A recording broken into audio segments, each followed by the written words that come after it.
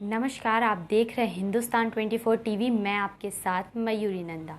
ग्वालियर केंद्रीय नागरिक उड्डयन मंत्री ज्योतिरादित्य सिंधिया ने कलेक्ट्रेट सभागार में संभाग भर के अधिकारियों की बैठक की, जिसमें उन्होंने ग्वालियर को पर्यटन की दृष्टि से विश्व पटल पर रेखांकित करने के दिशा निर्देश भी जारी किए और जनप्रतिनिधियों के सुझाव भी लिए, जिसमें सांसद विवेक नारायण शेजवलकर, ऊर्जा मंत्री, पूर्व विधायक सहित अन्य लोग ने भी अपने सुझाव साझा किए।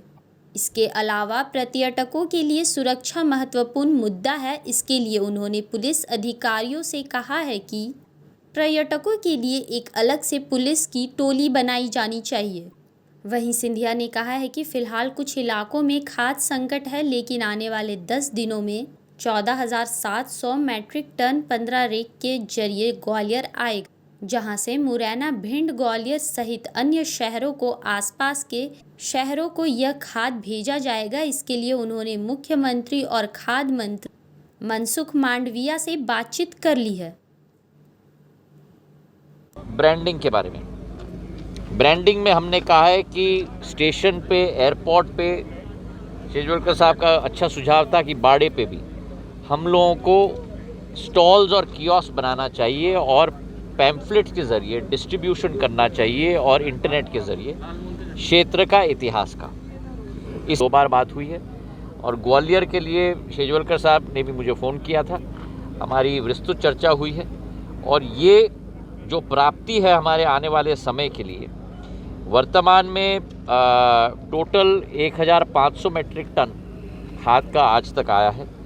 हमने निर्धारित किया है कि 17 तारीख को गुजरात स्टेट फर्टिलाइज़र कॉरपोरेशन के द्वारा 2200 मैट्रिक टन की रेक आने वाली है।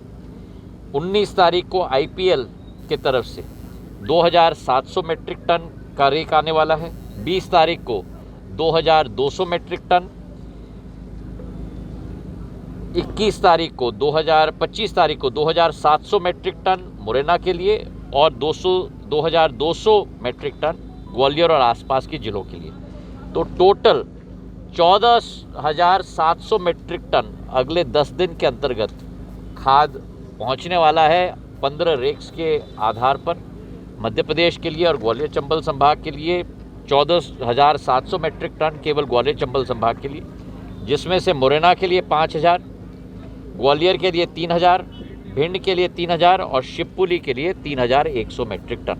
तो 14,700 मैट्रिक टन अतिरिक्त अगले 10 दिन के अंदर ग्वालियर चंबल संभाग में पहुंचने वाला है। आपने एक पत्र लिखा था नैरो गेज के लिए, तो जो रेलवे ने कहा भी है कि ग्वालियर से मोती झील तक उसको हेरिटेज के रूप में चलाएंगे। हेरिटेज ट्रेन का प्रोजेक्ट आएगा रेलवे के आधार पे नहीं, रेलवे हेरिटेज ट्रेन नहीं चलाता, वो शहरी विकास मंत्रालय के अंतर्गत उनकी योजना, एक नियो ट्रेन की योजना है, उस पर हम लोग कोशिश कर रहे हैं, पर उसका DPR पहले बनेगा, उसके लिए समय लगेगा। तो वो करीब 6-7 महीने लगेंगे वो DPR बनने के लिए।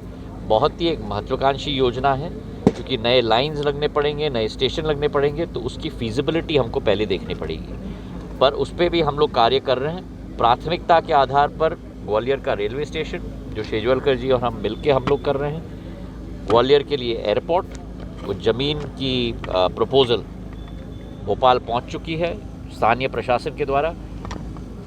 मेरी आशा है कि अगले 2 हफ्ते के अंदर वो ज़मीन एयरपोर्ट्स अथॉरिटी ऑफ इंडिया को ट्रांसफ़र हो जाएगी और जल्द से जल्द फिजिबिलिटी स्टडी और DPR बन के उसका हम लोग भूमि पूजन भी हम लोग कर पाएंगे। टूरिज्म के पानी की योजना पर भी कार्य हो रहा है। टूरिज्म, पर्यटन की क्षमताएँ अपार है, पर उसको हम लोगों को पहले बनाना पड़ेगा। हमको यहाँ बैठ के पर्यटक ऊपर से टपकने नहीं वाला। जब तक वो जागरूकता आप में और हम में, और मैं आपसे भी निवेदन करूंगा मीडिया के मेरे भाई बंधुओं को, एक बार ये नक्शा बन जाएगा तो इसको प्रचलित करने में आप लोगों की बहुत बड़ी भूमिका है।